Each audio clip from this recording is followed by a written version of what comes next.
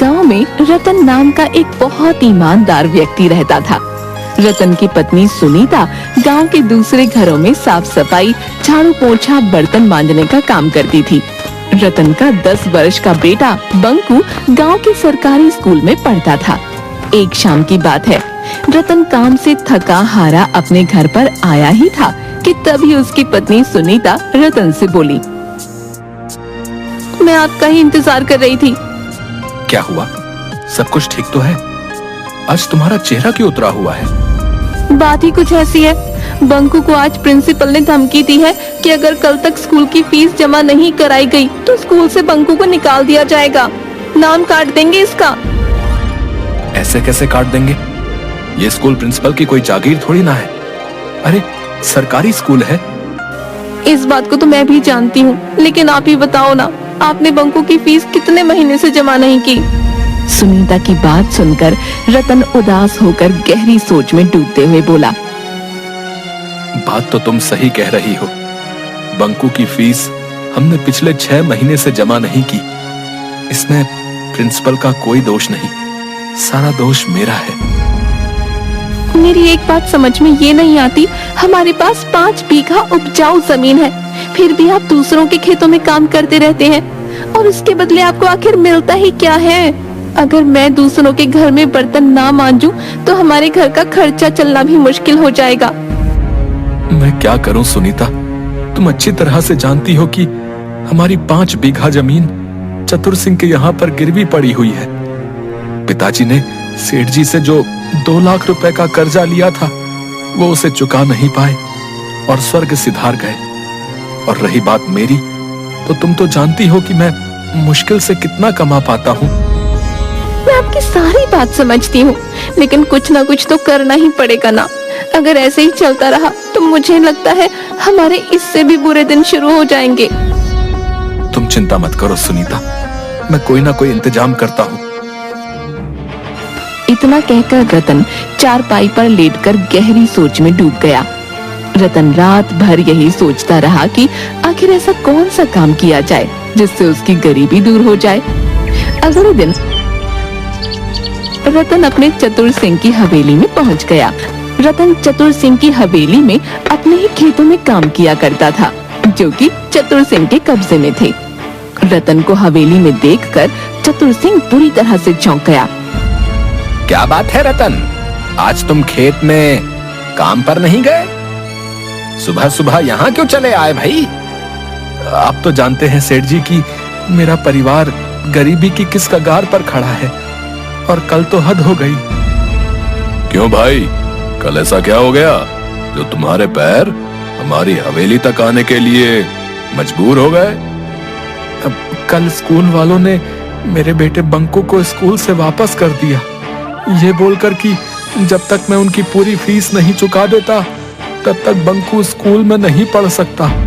और यहाँ तक कि उन्होंने ये तक बोल दिया कि अगर कुछ दिनों के अंदर मैंने उनकी फीस नहीं चुकाई तो वो मेरे बेटे का नाम काट देंगे।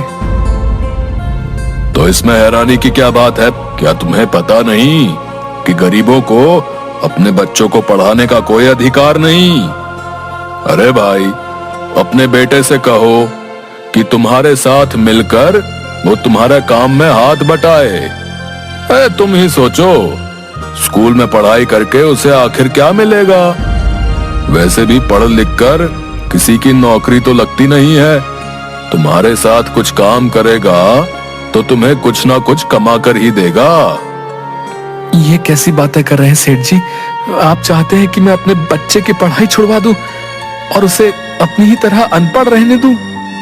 अनपढ़ होना बुरी बात नहीं है रतन, गरीब होना बुरी बात है। अब तुम ही देखो, इस देश में न जाने कितने ऐसे नेता बनते हैं जिन्होंने कभी स्कूल की शक्ल तक नहीं देखी होती। इस देश में नेता किस प्रकार से बनते हैं और वो क्या करते हैं, मुझे इस बात से कोई लेना देना नहीं। मैं किसी भी कीमत पर अपने बेटे की शिक्षा नहीं छुड़वा सकता, क्योंकि शिक्षा ही हमारे आने वाले कल को सुधारता है। मुझे कोई शौक नहीं है ये बताने का कि तुम्हें क्या करना है। अब वो सब छोड़ो, ये बताओ कि तुम यहाँ पर क्यों आए हो? सेठ जी, मेरे खेत आपके यहाँ पर बरसों से गिरवी रखे हैं। मुझे अपने खेत होते हुए भी अपने ही खेतों में नौकरी करनी पड़ रही है, और उसके बदले आप मुझे देते क्या हैं? मेरे खेत में जितने भी नौकर काम करते हैं उससे अधिक ही तुम्हें देता हूँ। अब तुम क्या चाहते हो? मैं आपसे ज्यादा कुछ नहीं चाहता सेठ जी।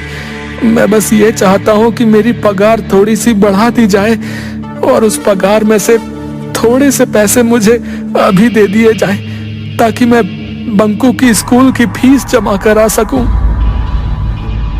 रतन की बात सुनकर चतुर सिंह जोर जोर से हंसते हुए बोला, लगता है तुम्हारा दिमाग खराब हो गया रतन, हैं? तुम शायद भूल गए हो कि तुम्हारे पिताजी ने मुझसे 2 लाख का कर्जा लिया था। 2 लाख का।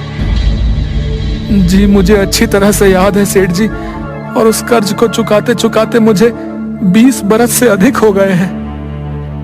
मैं 15 साल का था जब से मैं अपने ही खेतों में दिन रात कोल्हू के बैल की तरह जुता रहता हूँ, लेकिन ना के बराबर आपसे पगार लेता हूँ। उसके बावजूद भी आपके 2 लाख रुपए खत्म होने का नाम ही नहीं ले रहे। तुम जितना काम करते हो उतना तुम ले जाते हो, और रहा सवाल तुम्हारे खेत का, तो तुम्हारे पिताजी ने 2 लाख रुपए मुझसे उधार लिए थे, जो ब्याज मिलाकर आज की तारीख में कम से कम 10 लाख रुपए होते हैं। 10 लाख रुपए मुझे दे दो और अपने खेत वापस ले लो। उसके बाद अपनी मर्जी के मुताबिक अपने खेत में हल चलाना और फसल बोना। मैं तुमसे कोई सवाल नहीं करने वाला। तो क्या आप मेरी पगार नहीं बढ़ाएंगे सेठ जी? मैं बहुत मजबूरी में आपके पास आया हूँ। जिससे तुम मजबूरी कहते हो, हमारी भाषा में उसे बगावत कहते हैं, बगावत। और मैं बागियों की बात नहीं मानता, और ना ही उन्हें काम पर रखता हूं। अब सुनो तुम, अब से तुम्हें काम पर आने की कोई भी जरूरत नहीं है। जाओ जाओ जाओ जाओ, अब तुम जा सकते हो यहां से, जाओ। रतन मुंह लटकाकर घर चला आया, जहां पर उसका पड़ोसी बिरजू पहले से ही उसका इंतजार कर रहा था। बिरजू भी चतुर सिंह की हवेली में ही काम किया करता था। रतन को उदास देखकर बिरजू मुस्कुराता हुआ बोला, मैं जानता था कि चतुर सिंह तुम्हारी पगार नहीं बढ़ाएगा और तुम्हें काम से भी निकाल देगा। तुम्हारे चेहरे की मायूसी बता रही है कि तुम्हारे साथ कुछ ऐसा ही हुआ है। तुमने बिल्कुल सही कहा बिरजू। मैंने चतुर सिंह के यहाँ पर 20 साल लगातार कितनी मेहनत और ईमानदारी से काम किया। आज जब मैंने अपनी पगार में कुछ रुपए बढ़ाने की बात की, तो उसने मुझे काम से ही निकाल दिया। और तो और, जो मेरे पिताजी ने 2 लाख रुपए जो कर्ज लिए थे, वो अब 10 लाख रुपए में परिवर्तित हो गए। बताओ। अरे मैंने तुमसे पहले भी कहा था, और अब भी कह रहा हूँ कि मैं जानता हूँ कि चतुर सिंह अपनी तिजोरी कहाँ रखता है। और तो और, मैं ये भी जानता हूँ कि उस तिजोरी की चाबी कहाँ है। लेकिन तुम मेरा साथ देने के लिए कभी तैयार ही नहीं होते यार। मेरा जवाब तुम्हारे लिए कल भी ना था और आज भी ना है। मैं चोर नहीं हूँ।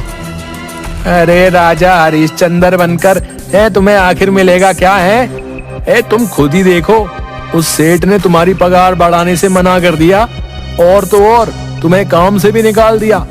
उसके बाद भी तुम ऐसी बातें कर रहे हो है बे?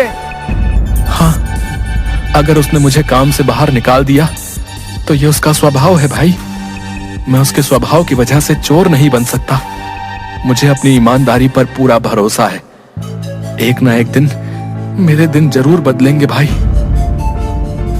रतन की बात सुनकर बिरजू क्रोधित होते हुए रतन की ओर देखकर बोला, हाँ जरूर बदलेंगे रतन, जरूर बदलेंगे, लेकिन सिर्फ सपनों में। इतना कहकर बिरजू वहां से चला गया। बिरजू के जाते ही रतन की पत्नी सुनीता रतन से बोली, पहले तो मुझे बिरजू के ऊपर बहुत क्रोध आता था, लेकिन जिस तरह से आज उस सेठ ने तुम्हें काम से निकाल दिया, अब तो मुझे बिरजू की बात सही लग रही है। तुम्हें बिरजू का साथ देना चाहिए। ये तुम कैसी बातें कर रही हो सुनीता? तुम जानती हो, ये बिरजू मुझे चतुर सिंह के घर पर चोरी करने को बोल रहा है। क्या मैं तुम्हें चोर दिखता हूँ? चतुर सिंह एक नंबर का पापी है। पापियों के घर पर चोरी करने में क्या शर्माना। तुम्हारे हाथ में कुछ पैसे आ जाएंगे तो हमारे दिन वक्त अच्छे हो जाएंगे। ईश्वर पर भरोसा रखो सुनीता, और याद रखना मैं चोरी नहीं करूंगा। हाँ। रतन की बात सुनकर रतन की पत्नी सुनीता चुप हो गई। कुछ दिन के बाद रतन के बुरे दिन शुरू हो गए। रतन ने पूरे गांव में हर किसी से काम मांगा, मगर उसे काम नहीं मिला। कुछ ही दिनों के बाद उसके घर पर राशन पानी सब कुछ खत्म हो गया। रतन और उसके परिवार की भूखे मरने की नौबत आ गई। एक दिन रतन की पत्नी सुनीता रतन को 3 रुपये देती हुई बोली, ये लीजिए, मेरे पास सिर्फ यही 3 रुपए बचे हैं। 3 रुपए में भला क्या आ जाएगा सुनीता? आपके सेठ की वजह से मुझे भी मेरे मालिक ने काम से निकाल दिया। ये 3 रुपए ही बचे हैं मेरे पास। आपके पास तो आपकी ईमानदारी के अलावा कुछ है ही नहीं। जाइए और शाम के समय खाली हाथ मत आइएगा। रतन उदास होकर अपने घर से चल दिया और एक पेड़ के नीचे बैठकर अपनी गरीबी के बारे में सोचते हुए फूट फूट कर रोने लगा। तभी एक बुजुर्ग व्यक्ति हाथों में लाठी थामे रतन के पास आकर बोले, कौन हो तुम और क्यों रो रहे हो? मैं बहुत परेशान हूँ बाबा। अभी मेरा बातचीत करने का बिल्कुल भी मन नहीं है। अरे, बातचीत करने से मन हल्का हो जाता है बेटा। मुझे अपनी समस्या बताओ, हो सकता है कि मैं तुम्हारी कुछ मदद कर सकूं। रतन रोते हुए अपने घर के सारे हालात उस बुजुर्ग व्यक्ति को बताने लगा। तुम्हारी समस्या का एक हल है मेरे पास। मैं एक ऐसे बाजार के बारे में जानता हूं जो चोर बाजार के नाम से प्रसिद्ध है, जहां पर एक से एक महंगी वस्तु बहुत सस्ते दामों में मिलती है। तुम्हारे 3 रुपए से तुम बहुत कुछ ला सकते हो। लेकिन बाबा, मैं चोरी के सख्त खिलाफ हूँ और आप मुझे चोर बाजार जाने की बोल रहे हैं। बेटा, उसका नाम चोर बाजार है, लेकिन वहां पर चोरी की वस्तुएं नहीं मिलती। ये तो बस एक मुहावरा होता है। उस बुजुर्ग व्यक्ति ने रतन को एक जंगल का पता दिया। लेकिन बाबा, वहां तो घना जंगल है। कुछ खास चोर बाजार अक्सर घने जंगलों में ही लगते हैं बेटा। रतन धीमे धीमे कदमों से उस जंगल की ओर चल दिया। कुछ दूर जाकर उसे एक जंगल में बाजार लगा नजर आया, जहां पर एक से एक आधुनिक वस्तु लेकर पुरानी वस्तुएं तक बिक रही थीं। उस चोर बाजार में खाने पीने की वस्तुओं से लेकर हवाई जहाज तक मौजूद था। ये देखकर रतन की आश्चर्य से आंखें फटी की फटी रह गईं। तभी रतन की नजर दाल चावल की दुकान पर पड़ी। रतन वहां पहुंचते ही झिझकते हुए उस दुकानदार से बोला, भैया, ये आटे की बोरी और दाल की बोरी कितने किलो की है? भैया, ये आटे की बोरी जो है 25 किलो की, और ये दाल की बोरी भी 25 किलो की है। मेरे पास तो केवल 3 रुपए हैं, लेकिन पापा ने कहा था कि यहाँ पर बहुत सस्ती वस्तुएं मिलती हैं। रतन को सोचते देख वो दुकानदार रतन से बोला, क्या हो गया भैया, किस सोच में पड़ गए? ये आटे और दाल की बोरी मुझे कितने में मिल जाएगी? अरे भैया, केवल 1 रुपए में। ये सुनकर रतन बुरी तरह से दंग रह गया। कहीं आप मजाक तो नहीं कर रहे? अरे भैया, मुझे लग रहा है कि आप यहाँ पर नए हो। रतन ने उसे 1 रुपया दे दिया और बोरी घर पर उठाकर ले आया। अरे, आपके पास तो कल 3 रुपये थे। क्या आप किसी से पैसे उधार लेकर आए हो क्या? पागल हो गई हो क्या? मुझ जैसे गरीबों को कौन भला पैसे उधार देगा? इतना बोलकर रतन ने सारी बात अपनी पत्नी सुनीता को बता दी। अगर ऐसी बात है तो फिर से आप उस चोर बाजार से वस्तुएं लाकर कोई व्यापार क्यों नहीं शुरू करते? लेकिन अब मेरे पास केवल 1 रुपया ही बचा है। कोई बात नहीं, आपने कहा कि उस बाजार में 1 रुपये में कोई भी महंगी वस्तु मिल जाती है। आप 1 रुपये की कोई भी महंगी वस्तु ले लीजिए और उसे बेच दीजिए। फिर अगले दिन आपको जो मुनाफा हो उससे और अधिक सामान ले आइए। रतन को अपनी पत्नी की बात पसंद आई। अगले दिन रतन चोर बाजार में पहुंच गया। वो सीधा एक कंप्यूटर की दुकान पर पहुंचा और एक महंगा कंप्यूटर 1 रुपये में खरीद कर ले आया और गांव में बेच दिया। रतन को उस कंप्यूटर से पूरे 20,000 रुपए का मुनाफा हुआ। उसके बाद ऐसा रोज होने लगा। रतन कुछ ही दिनों में देखते ही देखते रतन के दिन बदल गए।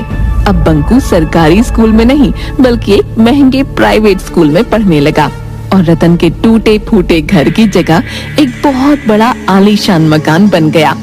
कुछ महीनों बाद रतन सीधा सेठ के पास पहुंचा। सेठ जी, ये लीजिए 10 लाख रुपए। वो सब तो सही है रतन, लेकिन मेरी समझ में नहीं आता कि आखिर तुम इतने पैसे ले कहां से आए। सेठ जी, आपको अपने कर्ज से मतलब है। इससे आपको कोई मतलब नहीं कि मैं ये पैसे कहां से लेकर आया। बाकी पूरा गांव जानता है कि मैं एक ईमानदार हूं, कोई भी गलत कार्य नहीं कर सकता। रतन का टका सा जवाब सुनकर सेठ अपने दांत पीस कर रह गया। वो चाहकर भी अब कुछ नहीं बोल सकता था क्योंकि रतन अब उसकी बराबरी तक पहुंच गया था। रतन ने अपने पिता की जमीन छुड़ा ली। इसका पीछा करना पड़ेगा। सुना है ये अक्सर जंगलों में जाता रहता है। अगले दिन सेठ रतन का चुपके चुपके पीछा करने लगा। सेठ ने देखा कि रतन एक जंगल में जाकर रुक गया और जंगल के पेड़ों में से अकेले अकेले बातें करने लगा। ये देखकर सेठ बुरी तरह से डरते हुए अपने आप से बोला, लगता है कि इसे पता लग गया है कि मैं इसका पीछा कर रहा हूँ। सेठ चुपचाप मन महसूस कर अपने घर आ गया। कुछ दिन बाद उसने रतन का पीछा करने का विचार त्याग दिया। कुछ दिन बाद सुनीता अपने पति रतन से बोली, मैं भी उस बाजार को एक बार देखना चाहती हूँ। अरे ये भी कोई पूछने की बात है। चलो तुम तैयार हो जाओ, आज मैं तुम्हें अपने साथ उस चोर बाजार में लेकर जाऊंगा। सुनीता तैयार होकर रतन के साथ सीधा उस जंगल में चली गई जहाँ पर वो चोर बाजार लगा करता था। मगर सामने का दृश्य देखकर रतन बुरी तरह से चौंक गया क्योंकि वहाँ पर चोर बाजार का कोई नामो निशान मौजूद नहीं था। यहाँ तो कुछ भी नहीं है। अब मेरी बात का विश्वास करो सुनीता, यहीं पर ही चोर बाजार लगा करता था। मैंने यहीं पर बहुत सी वस्तुओं को खरीद कर बेचा है, सच कह रहा हूँ। तभी रतन की नजर उसी बुजुर्ग व्यक्ति पर पड़ी जो उसकी ही ओर आ रहा था। अरे बाबा, आप तो वही हैं जिसने मुझे इस चोर बाजार का पता बताया था। वो चोर बाजार कहाँ गया? वो एक बहुत ही खास चोर बाजार था बेटा। अब तुम धनवान हो चुके हो, अब तुम्हें उस चोर बाजार की कोई आवश्यकता नहीं। अब वो चोर बाजार यहाँ से हटकर कहीं और लग चुका है, क्योंकि वो चोर बाजार कभी भी एक जगह नहीं टिकता। इतना कहकर वो बुजुर्ग वहाँ से चला गया। सुनीता अपने पति की ओर देखकर बोली, लगता है आप अभी भी नहीं समझे। वो चोर बाजार असल में एक मायावी चोर बाजार था।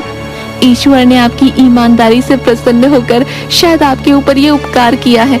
अब मुझे आपकी ईमानदारी पर गर्व हो रहा है। शायद तुम सही कहती हो।